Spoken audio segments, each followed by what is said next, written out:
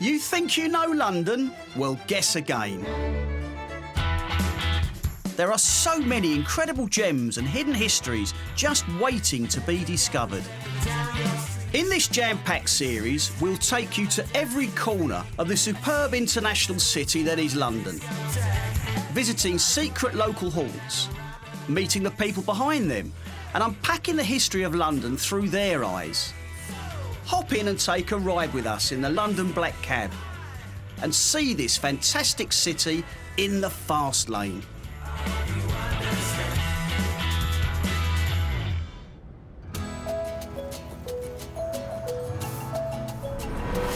Today I'm heading to the east of London to visit London Docklands and the surrounding area.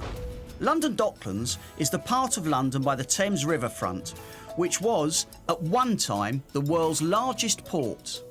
No longer used as a port, the area was extensively redeveloped from the 1970s onwards and is now a thriving and cutting-edge hub of London commerce.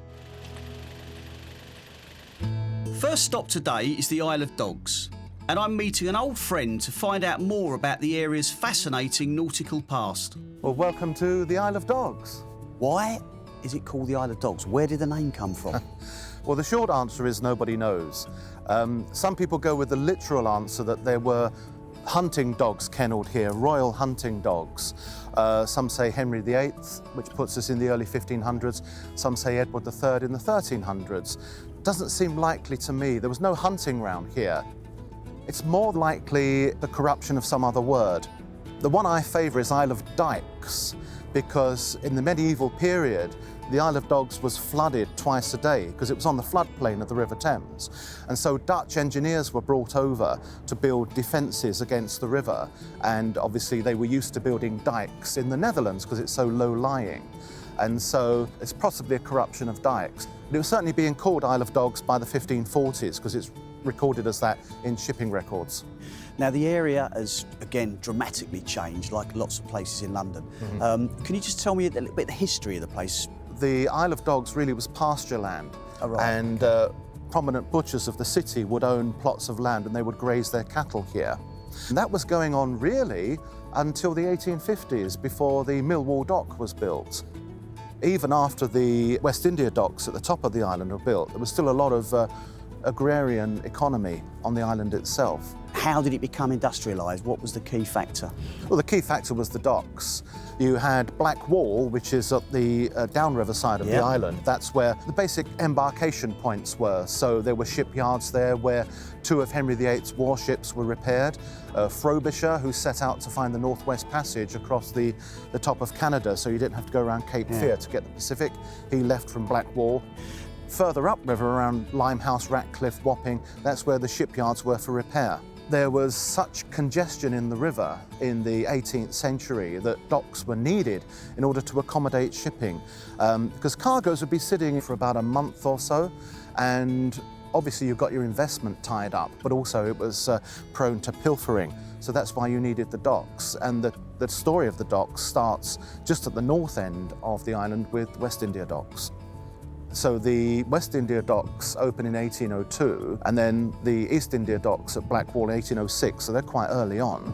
Then the Millwall Dock comes in 1868. So you've got more and more workers there, and so they need to be accommodated. So increasingly, streets are being laid out for the dock workers, and indeed, ship's captains, people like that. So, David, on my travels here in the taxi, I noticed a lot of the streets have exotic names. Cuba Street, for example. Does that have any relevance to what would have been going on there? The authentic streets do.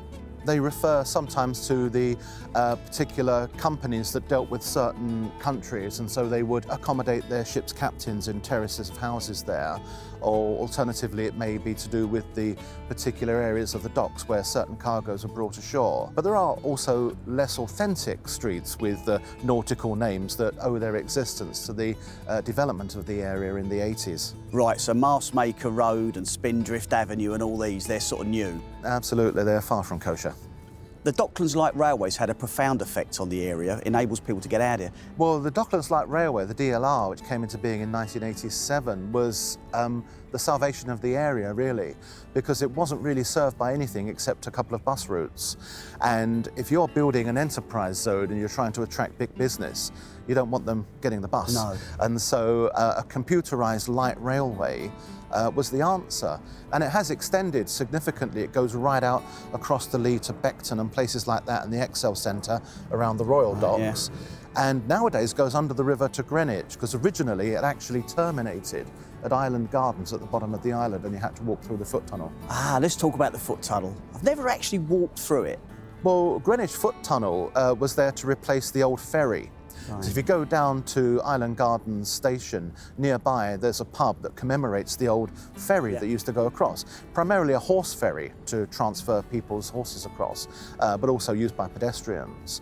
But you need a more permanent crossing, and the foot tunnel provided that. So one of the ways that people obviously get out here is in the back of my taxi, but another pleasurable way to come out is on the river taxi. Oh yes. The river taxis essentially are taking us back in time, because the Thames was the main transport artery before the 20th century. And as I understand it, the first proper commuting done by river was when the Daily Telegraph newspaper moved from Fleet Street to Docklands. Okay. And they established a river taxi for their employees to come from Fleet Street out to Docklands and back again. But it's become an increasingly popular way to move from the island into the city and back again. In fact, your reach goes all the way from Richmond upriver in Surrey, all the way down to Greenwich. The services are fairly frequent and quite inexpensive, and you're waiting by the river, which is an attractive place to wait anyway. And there's no traffic jams yet on the river? Not just yet, no, not like there were in the 18th century. Yeah.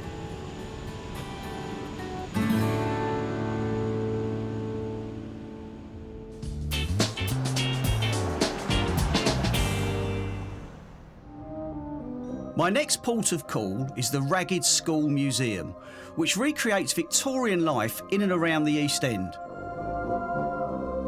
At the heart of the museum is the classroom, and each year up to 16,000 children come to experience life in a Victorian school.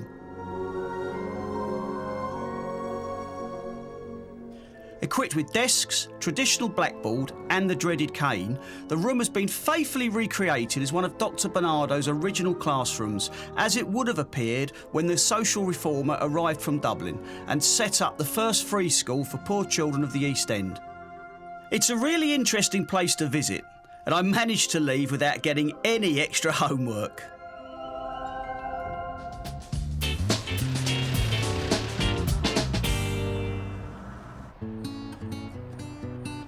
The Jeffrey Museum is a beautiful 18th century almshouse and a much loved oasis in the heart of the East End.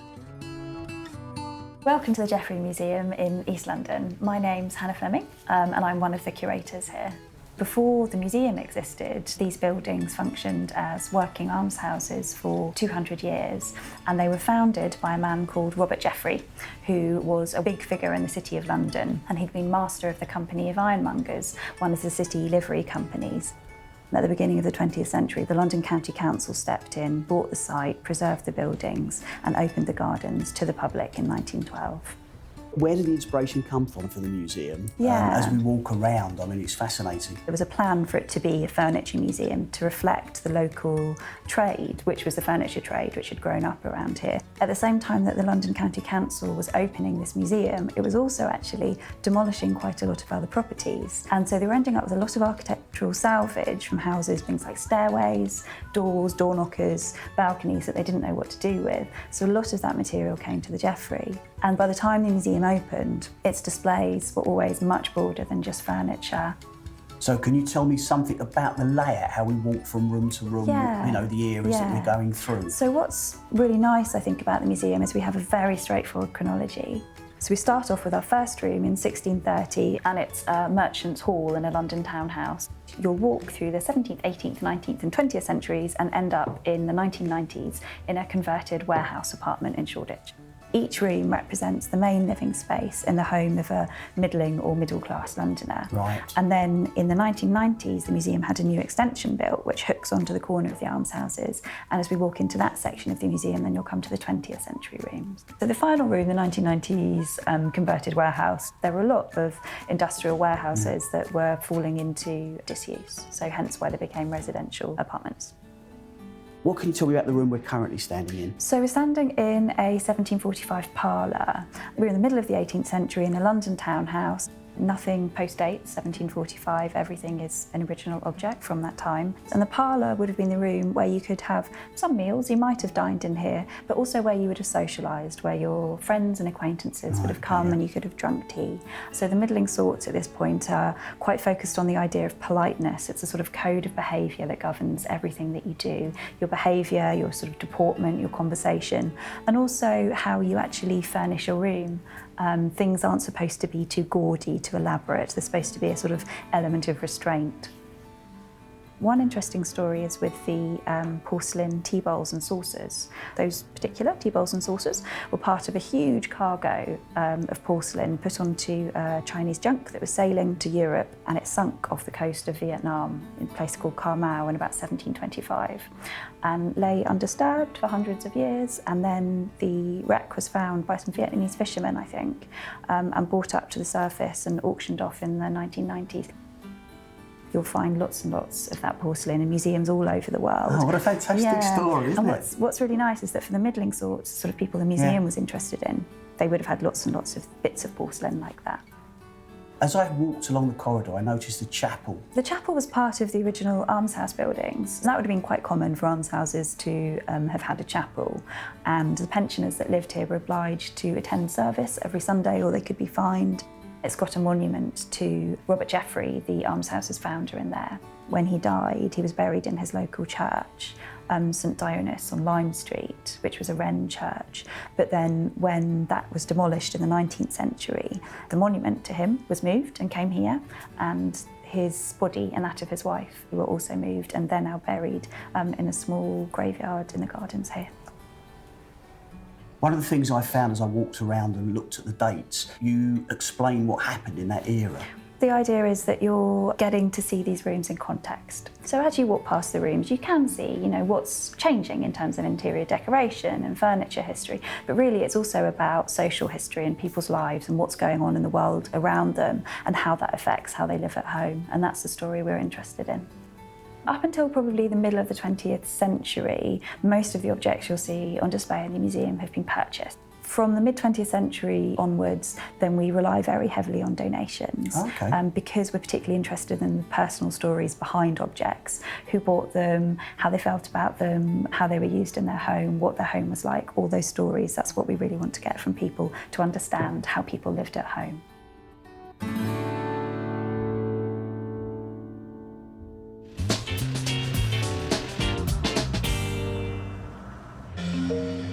Next, I'm off to Sutton House, a Tudor home built in 1535 by a prominent courtier of Henry VIII, Sir Ralph Sadler. The house retains much of the atmosphere of a Tudor home, despite some alterations by later occupants that included a succession of merchants, Huguenot silk weavers and even squatters. It features oak-panelled rooms, original fireplaces and a charming courtyard. The house was taken over by squatters in the 1980s before the local community rallied together to save Sutton House. The linen fold parlour is the room that gets its name from the intricate patterns carved into the wood panelling. Historically, the cellar would have been used to store things like beer, wine and food. Today, it reveals the foundations of the house. Brick construction was unusual at the time and marks Sutton House as a place of some importance.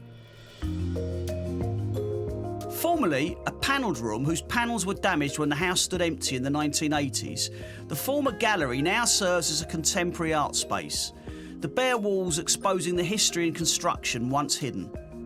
Here we have the Great Chamber. It has been used as a social space throughout the history of the house. One of the former owners was the wealthy silk merchant Captain John Millward.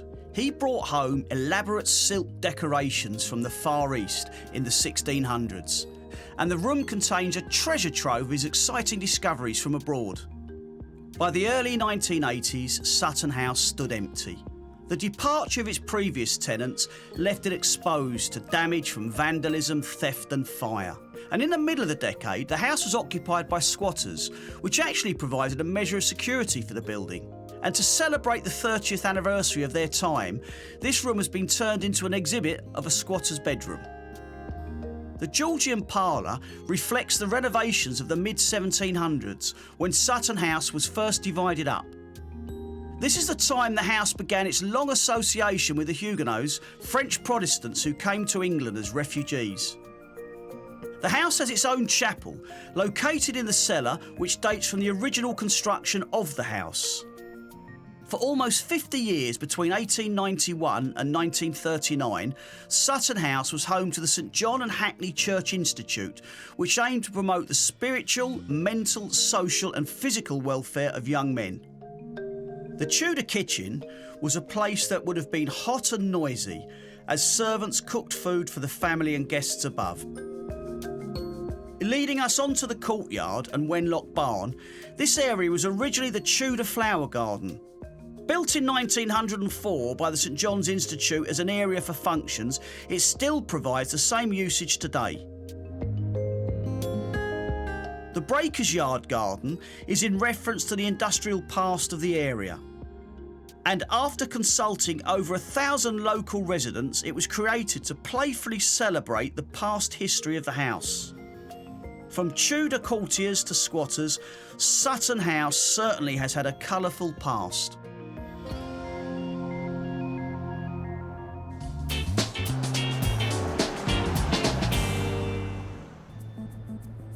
If it's not the past, but the future that you're interested in, how about a visit to the IMT Gallery? My name's Mark Jackson. I'm the curator here at IMT Gallery in Bethnal Green. IMT Gallery started back in 2005 by a group of curators and gallerists. And we were interested in putting together a space that put on the kinds of exhibitions that we weren't seeing in other spaces in London. And we were particularly interested in supporting artists who worked straight out of their degrees, as well as artists who are more well-known, more established figures. One of the things we like to do in terms of the kinds of work we're showing is demonstrate the exciting breadth of practices that artists have. So we usually have about 6 exhibitions a year, sometimes a few more, sometimes a few less, depending on what we're doing. And alongside that, we also have a program of talks, of performance artworks. So it's quite a varied, quite an eclectic program at the gallery. This exhibition that we've got on at the moment is by David Burrows, called What the Frog's Eyes No Longer Tell the Frog's Brain. And these works are a combination of tactile collage techniques, cut-out paper, cut-out cardboard, hand-painted objects, at the same time as being very much a kind of post-internet phenomenon. There's text and images that you'll be familiar with perhaps from spam emails on the World Wide Web. And Burrows is really interested in the way that image making and image presentation has changed since the internet. The idea that traditional art would have one very expensive painting accessible to a rich patron, for example, whereas images now become more powerful, become more accessible the smaller, the lower in detail they are, because they can fly over the internet, and how that might change our understanding of art. What makes us different from a lot of other galleries is that we can take more risks with artists that we think are interesting, with the kinds of projects that might not happen in other spaces. And so the kind of things you're coming to see when you come and see at IMT Gallery, the majority of them won't happen anywhere else. It'll be quite a unique experience for that. Sometimes the exhibitions we show are quite challenging, intellectually speaking, but hopefully they're also presented in a way that makes them accessible and exciting. Because we're a gallery that shows a lot of new media, video work, for example, or net art, we like to engage with technology in terms of how we reach our audiences, and also how we present the shows, how we extend the shows beyond the bricks and mortar of the gallery here in Bethnal Green. So we're quite an early adopter of Twitter, Instagram, Facebook to reach new audiences, and also to get people excited about the gallery who might not have even visited the space. Over the last few decades, the East End of London has become particularly well known for being a space for art galleries. Artists started to find interesting studio spaces here, old warehouse spaces, things like that, and then the galleries started moving in to represent their work. And so you have, like within a stone's throw, a number of different gallery spaces, different types of gallery spaces. And just down the road, obviously the V&A Museum of Childhood, the Whitechapel Gallery that operates a bus tour that frequently comes to visit us in the exhibitions we do. So it's a very kind of I suppose it's a very lively part of London in terms of exhibitions. Some of the exhibitions we've done in the past, Malaysian artist Yak Bo Se Chong Boon Pok turned the gallery into a Malaysian-style cafe, or we had the Polish composer Marek Holeniewski transformed the gallery into a gigantic light sensor so that when people moved through the space, it created sounds and images. And one of the things that we've really tried to concentrate on is that this is a unique experience. It's a challenging experience perhaps for some arts visitors, but hopefully a unique and exciting one. Something where you leave the gallery knowing that your interest in contemporary art has broadened, that the ideas presented have perhaps challenged you in some way, but mainly that it can be an accessible and exciting experience for all who visit the gallery.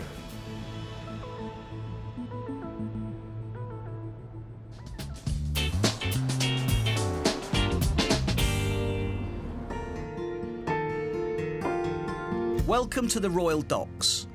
This area has seen a dramatic transformation over the last decade. However, its heritage and history are still very apparent today. Mike, good afternoon. Good afternoon. My name's Derek O'Reilly. I'm a London taxi driver. Could you tell me where we are? We're in the Royal Docks. I'm the managing director of the company who look after the Royal Docks. If you'd been standing here 30, 40 years ago, you'd be looking at a dock full of ships. And this is what the Royal Docks were created for. They were created at a time when the other docks in London had become too small for the big, large, ironclad steamships. If you think this was all marshland before it was built, and without heavy machinery, they built these docks that are 13 metres deep. Can you imagine digging 13 metres down into the marshland and creating these huge spaces for docks for ships? And I just think it's an incredible piece of Victorian engineering. And they were created in 3 parts. So the dock in front of us now, this is Royal Victoria Dock, and that was the first dock to be built around about 1870. And behind us, where the Crystal Building is, used to be a lock that connected Royal Victoria Dock to the river. 4 kilometres from here to the far end of the docks is the main lock today. And what was added over time were Royal Albert Dock, King George V Dock, and Pontoon Dock. So by about 1920, these docks were absolutely booming, and the whole of the area was dependent on the docks for work. And they lived in unbelievably deprived conditions. So the docks boomed in the 1920s, but as large containerised shipping came along, even these docks were too small to take ships that large. In fact, those ships couldn't get this far downriver. So gradually the Royal Docks started to decline. And by 1982, the last cargo ship came into the Royal Docks and they were closed. This caused tremendous problems for people in the area. And the London Docklands Development Corporation was created at that point, and their job was to try and help the area regenerate. And really what you see today is a result of those early plans that the London Docklands Development Corporation put together and plans that we've taken on with the Greater London Authority. We're quite keen not to lose that connection with the past, so we've been running a programme called Forgotten Stories. And the idea of that is that we realise that the generation that used to work here when this was a working docks are now very, very old.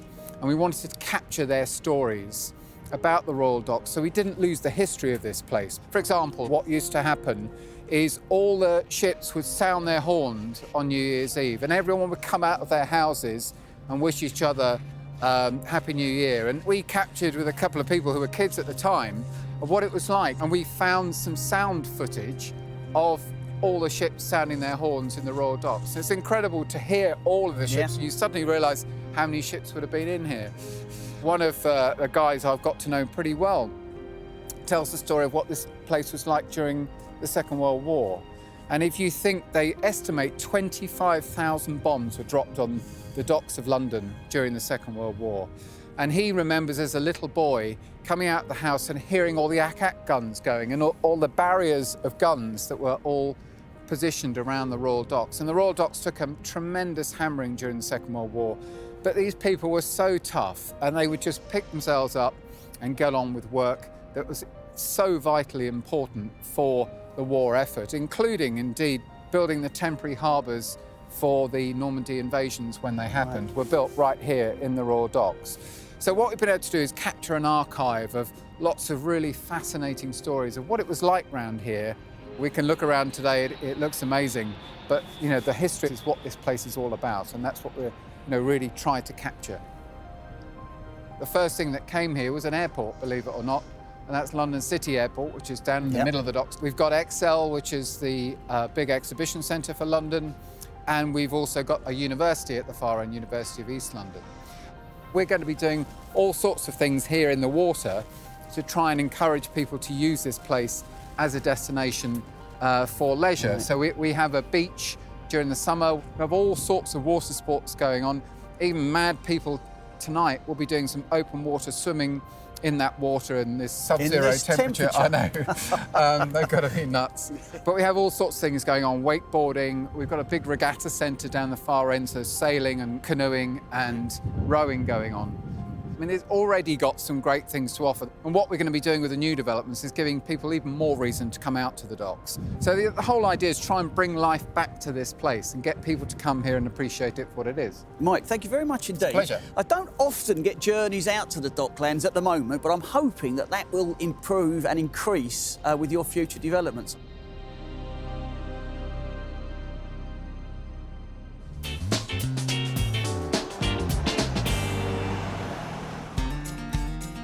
Next stop for me is the Gun, a public house in the heart of London's Docklands, which has a rich history and unrivalled riverside views. Morning, Derek. Welcome to the Gun Cold Harbour. My name is Jean-Paul Turenne. I'm the General Manager of the Gun at Cold Harbour, which is a beautiful Grade 2 listed building. I haven't been in the Gun for over 20 years. I've noticed there's been some changes. Yeah, there's been quite a few changes, I think, since you would have frequented the venue. The Docklands area used to be a working docks area. As you can see by the dockers' cottages, those people have obviously moved out, and there's a new worker that has now moved to the Docklands area. It's obviously become a lot more upmarket, a lot more popular, especially that Canary Wharf are just on our doorstep. Walking around the pub, I noticed various dining areas. We have 3 private dining rooms, this being one of them, the River Room. We also have the cabin room downstairs, which can seat up to 22 people. We also have the Red Room, which can seat, again, 22 people. So which bar are we in now? So we're seated in the gun room. As you can see, we have beautiful guns which adorn the walls over here. And it's also the room where we have a unique feature of the pub, which is the secret staircase, which is just here behind me, actually.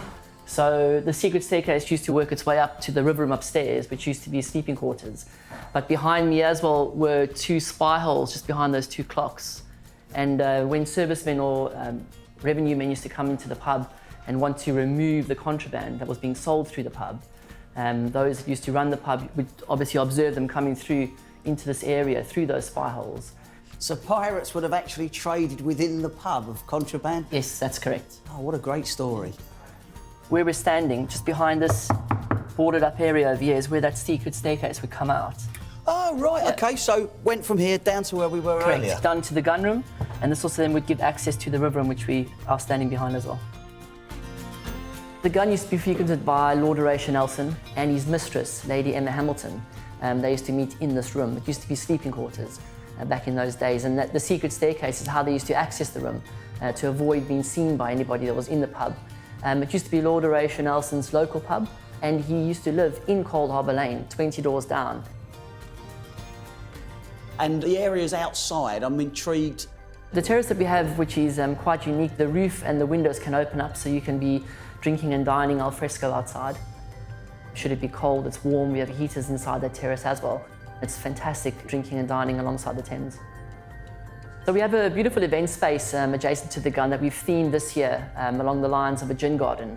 So we have outdoor games, we have ping pong out there, we have giant Connect Fours. We also sell 13 different types of gins through the bar outside. It's alongside the river with unspoiled views of the Thames and the O2.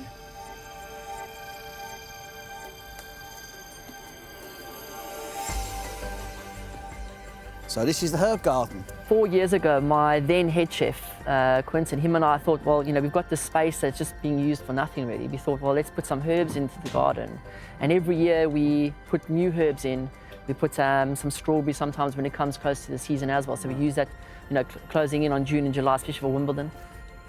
So on a daily basis, when they create their dishes for the fresh fish specials, they come out and they'll pick some herbs in the garden. It's a great spot actually outside here where we are. It's also the busiest part of the river where we are located. And that docking area, you know, all the naval boats, when they dock in Canary Wharf, they'll pass through this area. That blue bridge will sort of lift up. Makes, I think, the space quite unique out here by the river. Yeah, make an exciting place to be, I should definitely. imagine.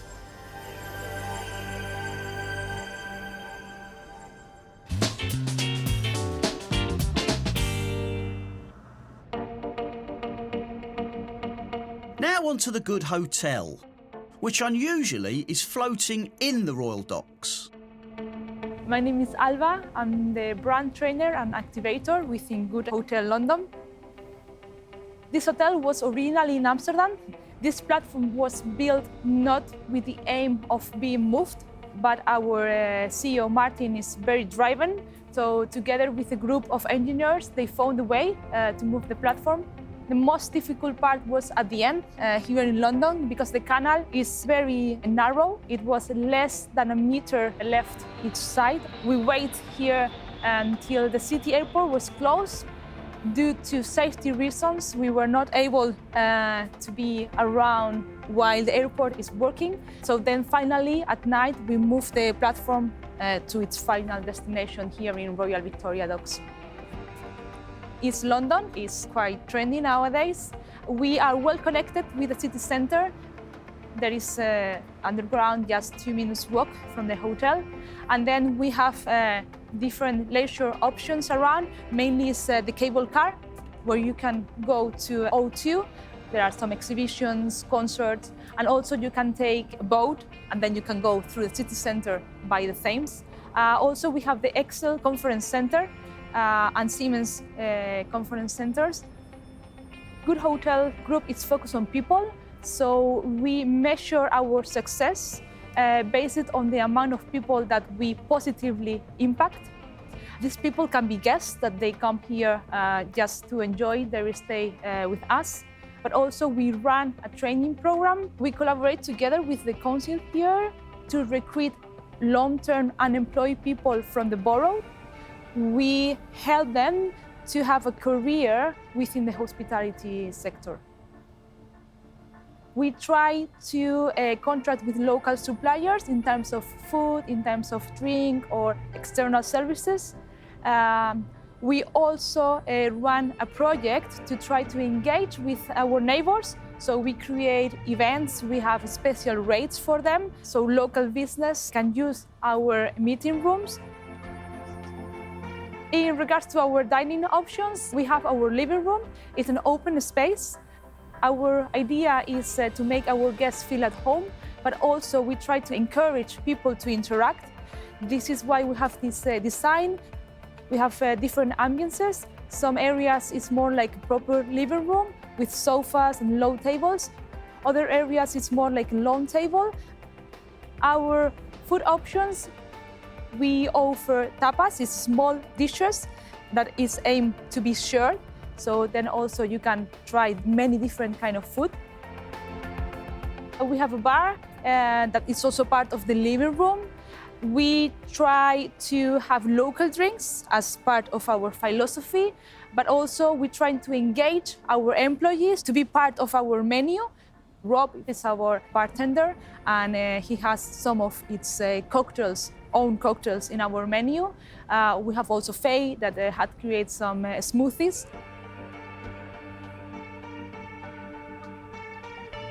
We have 4 different kinds of rooms.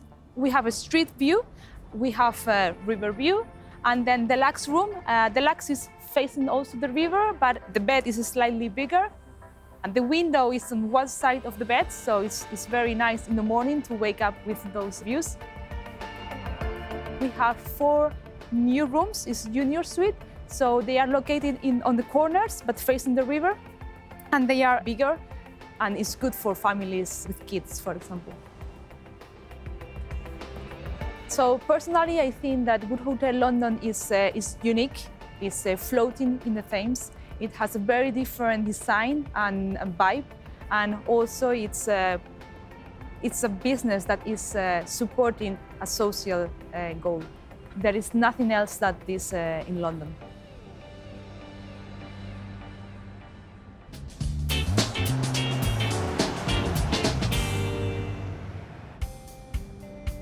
You cannot visit the East End without a visit to G. Kelly's and sampling the area's famous pie and mash. It's lovely. Welcome to G. Kelly. We're in the heart of the East End in Bow, just off the Roman Road. As a London cab driver, I am familiar with pie and mash shops all over London. But could you just tell me the history of this dish? Pie and mash came to be in a shop around about the late 1800s when the street sellers of pies and street sellers of eels decided to join together and open up in shops and outcompeted people in the street. So the pie is just British minced beef. All our beef actually comes from a farm down in Wiltshire.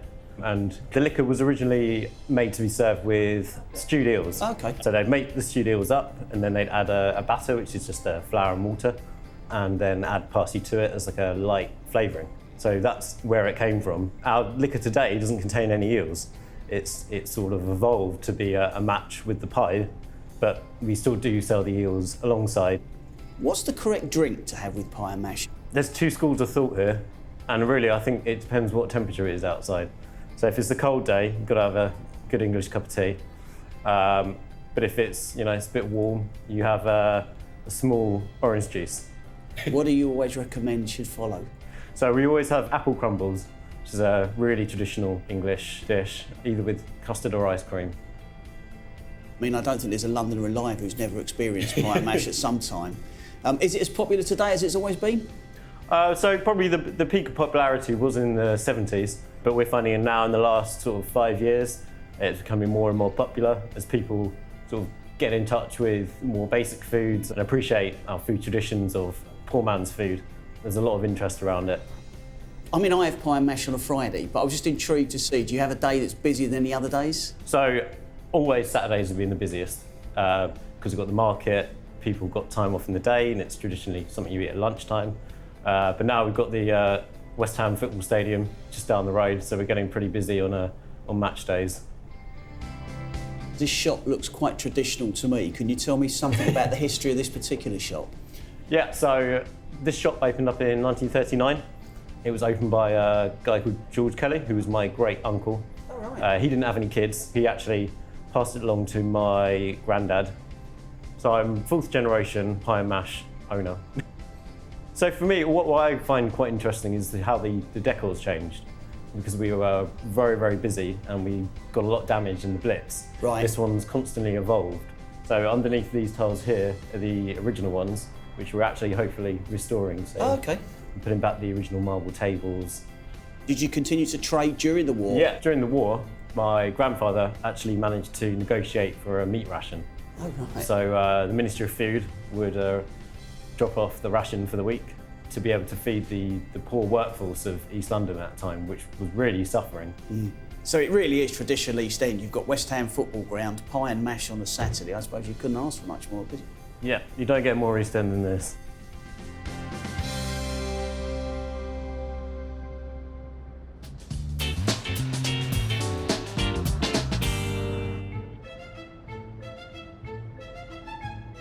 Tucked away on Mare Street is the Last Tuesday Society, and my curiosity has got the better of me, so I'm off to find out what this is all about. Hello, Derek. My name is Victor Wind, and I'd like to welcome you to my Museum of Curiosities, Fine Art and Natural History. Well, Mr. Wind, thank you for having me here today on this delightful mocktail. I wish it was something stronger, but obviously I'm driving. On my travels around the East End, I have been to some truly amazing places. But I've got to tell you, this takes the biscuit. It's absolutely incredible. What's the story behind it? Well, over 10 years ago, I opened this place as a curiosity shop because I couldn't find a proper curiosity shop. It was a curiosity shop and an art gallery. People come to a shop, they walk around, they leave. It wasn't particularly enjoyable, whereas I wanted people to come and spend as much time as possible and to enjoy it more. I wanted to create a classic cabinet of wonders. Everything that glistens and is marvelous and fills me with joy and happiness, I've put it in a cabinet. It's the story of the inside of my mind. How did you collect all of this stuff? So every child collects the seashells they find on the shore, the pebbles, the toy soldiers, and I'm afraid I've never grown out of the childish desire. Do you have any regular events that are held here? I mean, I do a guided tour twice a month. I do a storytelling evening. We have cocktail masterclasses, we have lectures, and once a month we have a petting zoo with pythons and tarantulas and scorpions. And they come in and people get to know them and stroke them and pet them and feed them. We also have taxidermy classes. Taxidermy classes? Yes, I run the British Academy of Taxidermy, which is the largest taxidermy academy in Europe. We have 2 or 3 classes a week. Everything from stuffing a mouse to stuffing a fox or a deer or a goat or a crab. And people can book to come to these courses? Yes, they sell out quickly. I can imagine. What I find fascinating is downstairs is the museum, and upstairs where we are at the moment is a cocktail bar. Having a cocktail bar where people can come and drink the finest cocktails, I think it increases the enjoyment. And the same, because upstairs in the cocktail bar we have the art gallery. But if you go to a museum or an art gallery, I think it's terribly dull.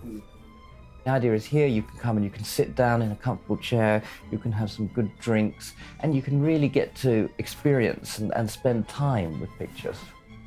The idea of the museum was this sort of place where all the odds and bods and the strays and the people who don't quite fit in can come here. We welcome those who are interested in the other side of life. Well, it's certainly a fascinating and riveting place. I'm almost lost for words at some of the exhibits that are here, and I will certainly be making a return journey.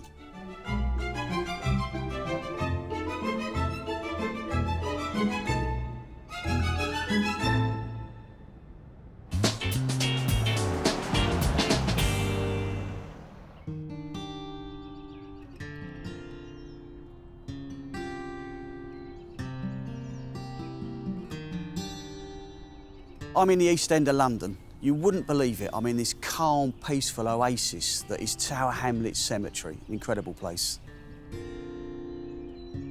My name's Kenneth Greenway and I'm the manager here at Tower Hamlets Cemetery Park, and I work for the charity that care for the site. We're just behind Mile End Tube Station, literally a short 5-minute walk. Now, standing here, you would never guess you were a 5-minute walk from Mile End Tube Station. I mean, the environment here is fantastic. What can you tell me about the history of this cemetery? Historically, we're a closed cemetery. We're one of London's Magnificent Seven, so most people have heard of Highgate, Nunhead, Kensal Green, Brompton, West Norwood and Abney Park. We're the least well known and often the last to be visited, but it makes us no less special. We were an active cemetery up until 1966, when we were closed by Act of Parliament and redeclared a public park. So that's how we defend the heritage here, through managing it as a woodland nature reserve. We're the only woodland in the borough and the most urban woodland in London, and so we're all about creating a little piece of the countryside in the city. Now, walking round the cemetery, I noticed the architecture of the various graves. The architecture reflects the fashions of the time. They reflect people keeping up with the Joneses, all wanting to be seen to be modern and up to date. So a lot of the monuments will be kind of neoclassical or Gothic, and then as you move towards our closure, they become much more kind of traditional, just a regular kind of rounded top stone or squared. But they do reflect fashions. On entering the cemetery, I did notice an attractive memorial. That's probably our war memorial you're referring to there, so it's kind of a half-circle shape, so that's owned and managed by the Commonwealth War Graves Commission, and it remembers those from this particular area of Tower Hamlets who fought and died in either the First or Second World War. It was relocated in that position in the mid-1990s, so the original monument stood not quite far from us here, but was made from a stone that weathered poorly. It suffered from vandalism, so the Commonwealth War Graves Commission took the monument away, with a view never to have one here again, but we challenged that decision, and then in 1993 we had the plaques returned in a new monument. How important is the park as opposed to the cemetery? The cemetery and the park, one doesn't really exist without the other, because this reflects the diversity of East London. There are people from all over the world buried here, but it reflects that the community of East London has always changed. So the way we get people in to see that is by managing it as a park, having this little piece of the countryside in the city where people can enjoy unrivaled opportunities to see plants and animals. So the park is what people need. It's good for mental and physical well-being. It helps people feel better about where they live. And while we're here now, It's bird song that I'm having to raise my voice above. It's not traffic noise. I've swapped tower blocks for trees, and you know, it's wildlife that are sharing their personal lives with me, not human beings. It is an oasis of calm.